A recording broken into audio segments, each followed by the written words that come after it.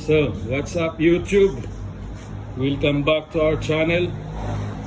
Today I'm gonna share with you the latest DIY that I made for my fat bike. So, all you need is just a battery pack, tiny alligator clips. You just need to find the positive and the negative connection of this battery pack. Clip it right there, and you need to have your own switch.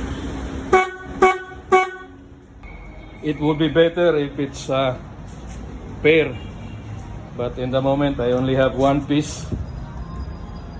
But anyway, it works as expected. So that's about it, guys. My DIY horn and light of my fat bike. Thanks for watching.